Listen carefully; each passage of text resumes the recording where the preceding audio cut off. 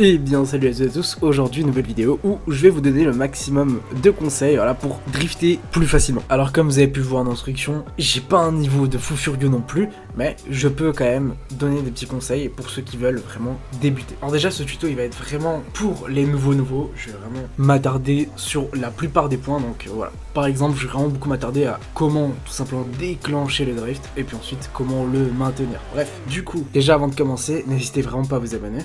On est actuellement 1 sur la chaîne, donc voilà, si vous voulez juste soutenir la chaîne, eh ben, n'hésitez pas. Et puis ensuite il y a le Discord, voilà, si vous voulez discuter avec moi ou tout simplement drifter avec moi, c'est toujours cool. Donc voilà, tous les liens sont dans la description. Et on peut donc passer au sujet principal de cette vidéo.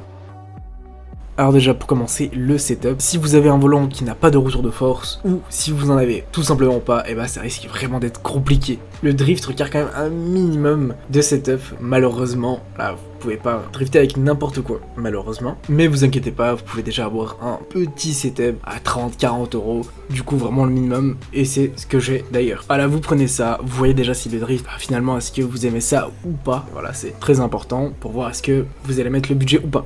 Bref, deuxième truc, ça va être les paramètres. Une fois que vous avez votre volant, pour le coup, moi c'est un Driving Force GT Logitech, c'est vraiment un petit volant où il y a vraiment le minimum. Je pense investir moi d'ailleurs sur un meilleur volant, une fois que j'aurai le budget bien sûr. Mais voilà, ensuite du coup ça va être les paramètres. Là ça va être très important de jouer avec un angle de rotation pas très élevé au début. Je vous conseille entre 200 et 300 si vous commencez. Et puis au fur et à mesure, vous allez monter à 400, 500, 700 et puis pour finir 900. Voilà, là ça va être très important de commencer avec un petit angle parce que commencer à 900 ou à 700 dès le début, et bah c'est juste démotivant au final.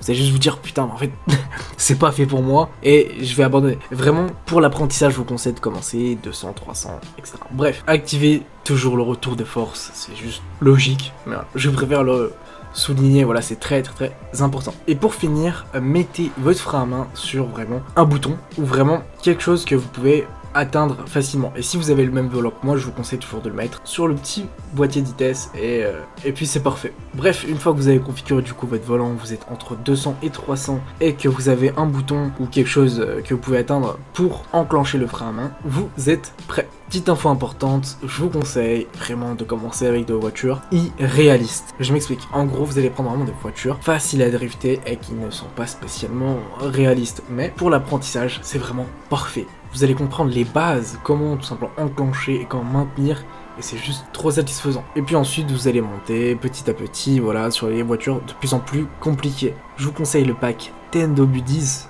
Je sais pas si ça se dit comme ça, mais je le dis comme ça. C'est vraiment des voitures mielleuses où bah, vous allez juste enclencher le drift, accélérer et ça va partir. C'est évidemment pas très réaliste, mais vous allez vraiment kiffer je pense. Donc on va passer du coup à la pratique et je vais vous montrer comment ça se passe concrètement. Donc pour enclencher un drift, il suffit juste d'être en deuxième, d'accélérer un petit peu et puis de relâcher l'accélérateur, de faire un petit coup de frein à main comme ça, vraiment très rapide, hein. On le maintient pas le frein à main, on fait juste un petit coup. Et puis ensuite, on relâche tout et vous appuyez sur l'accélérateur. Alors, je vais répéter, donc prendre de la vitesse, être en deuxième, c'est très important. Ensuite, vous allez faire un petit coup de frein à main, d'accord, tout en tournant le volant vers la position où vous voulez aller, donc par exemple la droite. Donc la voiture va commencer à déraper et ensuite vous allez lâcher le frein à main et puis appuyer sur l'accélérateur tout en tournant le volant et puis voilà. Donc là j'ai un meilleur gameplay, vous pouvez voir en haut à gauche que j'ai des petites couleurs. Alors le vert c'est quand j'accélère, le jaune c'est quand je mets le frein à main et le rouge c'est quand je freine. Donc vous pouvez voir que avant un drift, je suis à fond sur l'accélérateur, je le relâche, je suis à fond sur le frein à main, puis ensuite je le relâche aussi et je reprends avec l'accélérateur, tout simplement.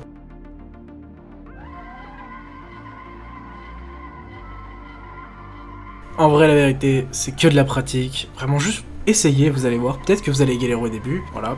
J'ai essayé vraiment de simplifier au maximum l'apprentissage en apportant les voitures Tendo Buddies, qui pour moi sont vraiment les plus faciles à prendre en main si vous voulez commencer le drift. Bon, maintenant on va voir les erreurs les plus fréquentes. Pourquoi vous ratez votre drift, pourquoi vous faites un coup de raquette, pourquoi. Donc voilà, je vais essayer d'anticiper quelques problèmes que j'ai vécu.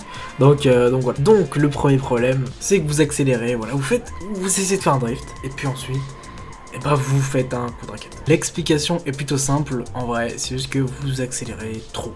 En fait, vous ne n'anticipez pas, en fait, vous êtes juste dans l'accélération en essayant de... Non, l'accélérateur, c'est vraiment un jeu où vous devez accélérer à un moment, arrêter d'accélérer à des moments aussi, réaccélérer à des moments. C'est vraiment un jeu et avec du temps, avec de la pratique, vous allez vraiment à l'instinct comprendre où accélérer ou arrêter d'accélérer. C'est pour ça que le drift, c'est de la mémoire musculaire.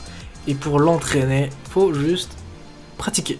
Tout simplement. Autre erreur aussi que je vois énormément, c'est vous jouez dans un angle de rotation beaucoup trop élevé. Voilà, si vous débutez entre 200 et 300, ne l'oubliez pas. En tout cas, voilà pour la vidéo. J'espère que ce petit tuto vous a aidé parce que j'ai pas l'impression d'avoir été vraiment clair. Bref, en tout cas, voilà, n'hésitez pas à mettre le petit like et à vous abonner, mettre un commentaire aussi. Si vous avez besoin de quoi que ce soit, vraiment n'hésitez pas.